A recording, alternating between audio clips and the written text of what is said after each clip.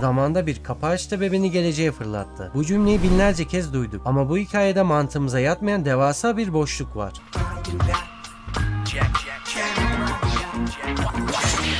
Şekil değiştiren karanlığın efendisi Aku, tanrısal güçlere sahip, galaksileri köleleştirmiş ve zamanı bükebilen bir varlık. Peki eline geçen onca fırsata rağmen neden Samuray Jack'i tek bir hamlede yok etmedi? Neden sadece onu uzak bir geleceğe gönderip hayatta kalmasına izin verdi? Bugün bir iblisin kibrini, korkularını ve bizden saklanan o karanlık mantığı inceleyeceğiz. Hazırsanız başlayalım. Öncelikle en temel ve en somut sebepten başlayalım. Korku. Aku her ne kadar kendini bir tanrı gibi sunsa da aslında derin bir korku içerisindeydi. Jack'in kılıcı sıradan bir çelik değil, bizzat birçok tanrı tarafından dünyadaki tüm kötülüğü temizlemek için dövülmüş kutsal bir silahtır. Aku bu kılıcın kendisine dokunduğu anda özünü parçalayabileceğini biliyordu. Bu yüzden Jack ile karşılaştığında aslında hayatıyla oynuyordu. Dikkat ederseniz Aku çoğu zaman Jack ile doğrudan savaşmak yerine ona tuzaklar kurar veya suikastçılar gönderildi. Çünkü Jack'i öldürmek için ona yaklaşması gerekir ve bu yakınlık Aku'nun kendi sonunu getirebilir. Yani Aku'nun Jack'i öldürmemesi bir seçimden ziyade hayatta kalma içgüdüsünün bir sonucuydu. Ancak mesele sadece korku değil. Aku binlerce yıl boyunca galaksideki her direnişi kırmış, tüm kahramanları yok etmiş bir varlık. Bu kadar büyük bir güç beraberinde korkunç bir kibri ve can sıkıntısı getirir. Bu yüzden Aku için Jack artık bir düşmandan çok bir oyuncak haline gelmişti. Onu hemen öldürmek oyunu bitirmek demekti. Aku, Jack'in o asla pes etmeyen samuray ruhunun her seferinde başarısızlıkla sonuçlanmasını izlemekten hastalıklı bir zevk alıyordu. Jack'i öldürmek yerine onu geleceğe gönderip kurtarmaya çalıştığı dünyanın nasıl bir çöplüğe dönüştüğünü izleterek ruhunu öldürmeyi tercih etti. Aku'ya göre en büyük zafer Jack'in bedeni değil, umudunun yok olmasıydı. Serinin final sezonuna geldiğimizde aslında taşlar yerine oturuyor. Jack gelecekte 50 yıl geçirmiş ve yaşlanmamıştı. Bu noktada Aku'nun planı değişiyor. Unutulmayı terk etmek. Aku kılıcıyla yenemediği Jack'i zaman ile yenmeye çalıştı. Onu yok etmesine gerek yoktu. Çünkü Jack zaten kendi suçluluk duyguları ve kaybettikleri arasında boğuluyordu. Jack'ten o kadar sıkılmıştı ki onun artık bir tehdit olmadığını düşündü. Ancak unuttuğu bir şey vardı. Bir samurayın sabrı bir iblisin ömründen daha uzun olabilir. Jack'in 50 yıl sonra bile ayağa kalkması Aku'nun o kibrinin en büyük bedeli oldu. Sonuç olarak Aku Jack'i öldürmedi. Çünkü kendi kibrinin ve en önemlisi kutsal kılıcı olan korkusunun esiriydi. Bir iblisin en büyük hatası karşısındaki insanın iradesini küçümsemekti. Aku dünyaları fethetti ama tek bir insanın ruhuna diz çöktüremedi. Analizimizin sonuna geldik. Umarım ki beğendiğiniz, keyifle izlediğiniz bir video olmuştur. Bir sonraki videoda görüşmek üzere. Kendinize çok iyi bakın.